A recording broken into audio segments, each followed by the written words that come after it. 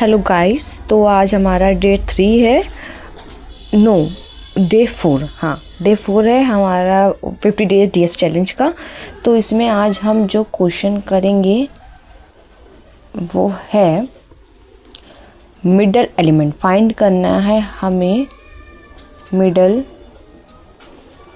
Element of given link list.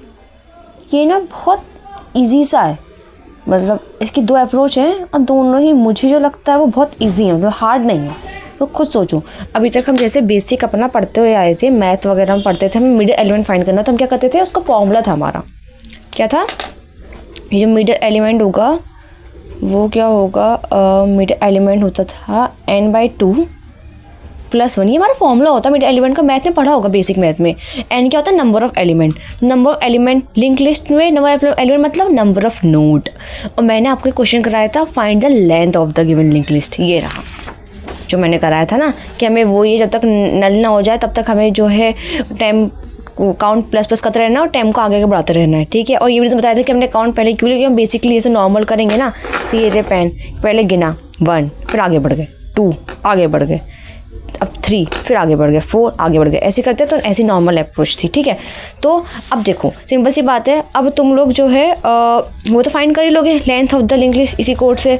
उसके बाद तुम्हें क्या कर देना है, वही करने के बाद सिंपल है कि अब जो हमारा मिड होगा वो होगा n/2 + 1। जो हमारा मिड एलिमेंट होगा वो का n/2 + 1, मतलब हमें नोट को पे मतलब इतना ट्रैवर्स करना है जब तक कि हम n/2 + 1 पे ना जाएं। तो सिंपल सी बात है, अगर हम नॉर्मल फॉर लूप लगा लेंगे, for i which is equals to 0 semicolon i less than upon of mid और सेमीकोलन i ++ और क्या कर देना है, सिंपल हमें क्या कर देना है, वही टेम्प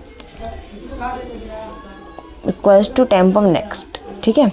क्योंकि हमें जब तक आगे बढ़ना है तब तक भी हमारा हम मिड्स तक ना आ जाए, तो बाद में रिटर्न कर देना टेम्प, यही हमें मिड एलिमेंट हो जाएगा। अभी आप लोग थोड़ा सा मुझे लगता है कंफ्यूज होंगे, रुको मैं आपको इसको थोड़ा और एग्जांपल थोड़ा रैप अप करके समझाती हूँ। तो हम एक एग्जांपल लेते हैं, जैसे कि मेरी एक लिंक लिस्ट थी 1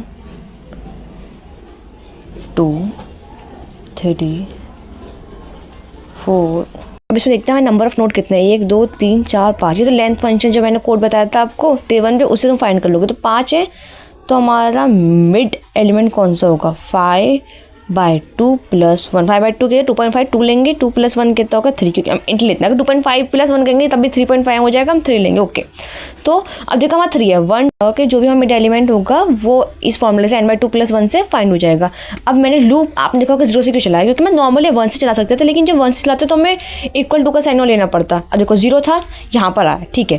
टेम्प पहले यहीं पे था, हेड पर होगा ना स्टार्टिंग में, तो टेम्प हेड को पॉइंट करे, तो हर कोड में ही होता है कि स्टार्टिंग को पॉइंट करता है, ठीक है। टेम्प, अब हम देखा कि टेम्प को नेक्स्ट कर दिया, ठीक है, आई हो गया 1। अभी मान लो यहाँ पे मैंने देखा मिड 3 है, एग्जाम्पल लेट ले रहे हैं, फिर हमारा अब यहाँ पे क्या था 1 हो गया, 1 लेस देन 3, यस, तो आगे चले गए, यहाँ पर आ गए। अब हमने देखा अब हमारा क्या हो जाएगा, प्लस हो जाएगा, अब हो जाएगा हमारा, अब हो जाएगा हमारा 3। अब पहले तो 1 था ना, ओके, लेस देन है, फिर अगर 2 less than upon of mid, या sure.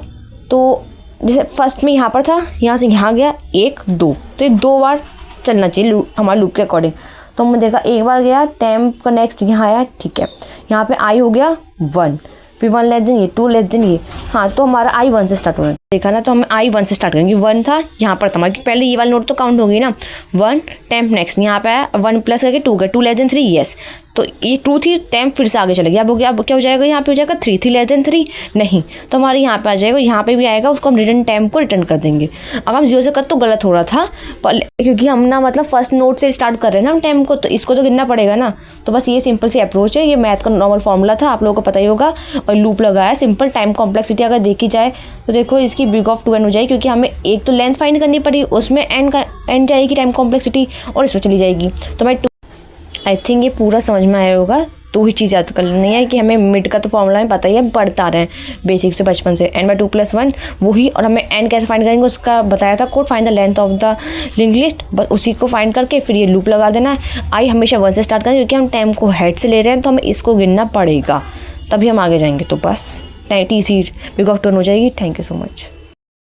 Find the middle element of the linked list, ये इसका पार्ट 2 है। मतलब उस तरीके से हम कर सकते हैं, हमें टाइम कॉम्प्लेक्सिटी दोनों में ना सेम रहेगी, बट स्टिल ये वाली अप्रोच ना बाकी अदर प्रॉब्लम से बहुत वर्क करती है, तो आपको सीखना चाहिए। नॉर्मल सी है, कुछ भी नहीं है इसमें। जैसे कि मान लो तुम्हारी कोई लिंक्ड लिस्ट है 1 2 3 4, मैं आपको 2 एग्जाम्पल लेके दिखाऊंगी। एक तो इवन नोड वाला और एक ऑड नोड, मतलब नंबर ऑफ नोड। ओके, तो 4। ओके, देखो इसमें क्या है, A1 2 3 4 5 इसमें क्या ऑड नंबर है, odd number of link list है, और इसमें है even number of link list ये। और ये टॉर्टोइज ऑन हेयर वाली अप्रोच है, तो आप लिख लो क्योंकि ये बहुत आगे वर्क होने वाली है। लिंक लिस्ट में तो इसका बहुत यूज़ है, टॉर्टोइज ऑन हेयर। बहुत सिंपल है, कुछ भी नहीं है। मतलब इस अप्रोच का ही काम है। इसमें क्या होता है, इसमें 2 पॉइंट लेते हैं हम। एक तो एक स्टेप आगे जाएगा, मतलब नॉर्मली देखा जाए तो स्लो जो होगा वो ओनली एक स्टेप आगे बढ़ेगा। एक स्टेप का मतलब वो अपने आगे वाले पर जाएगा सिर्फ। फास्ट जो होता है वो 2 स्टेप मूव करता है एक बार में, तो फास्ट जाएगा। फास्ट का नेक्स्ट मुझे पता भी आप समझ नहीं रहे होगी क्या ऐसा क्यों, कुछ भी देखो समझो। जैसे ये अगर मैं स्लो, यहाँ हमने स्लो लिया, ठीक है, यहाँ मैंने फास्ट लिया इसलिए। अब पहले स्लो ने 1 मूव करा, स्लो, फास्ट ने 2, अब फास्ट का आ गया यहाँ पर। फिर क्या करा, स्लो ने क्या करा, 1 मूव, स्लो आ गया यहाँ पर। अब यहाँ से हट चुके हैं, फास्ट ने 2 मूव किया, फास्ट आ गया यहाँ पर।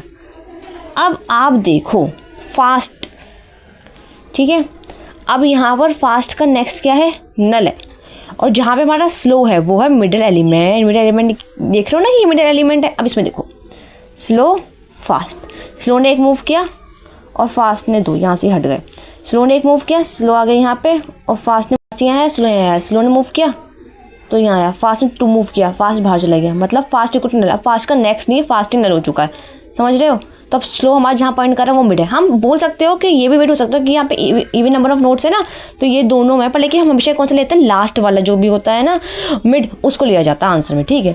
तो सिंपल सा क्वेश्चन है। अब हमें कब तक मूव करना है, जैसे कि आप लोगों ने खुद से ही देखी थी। अभी आप लोगों को कन्फ्यूज़न होगा, बट कहाँ तक जाना है देखो, सिंपल सा खुद ही देखो कि इस वाले में जब ऑड नंबर ऑफ होंगे, नोड होंगे, तब तो फास्ट का next not equal to null पर रुक रहा है हमारा, ठीक है।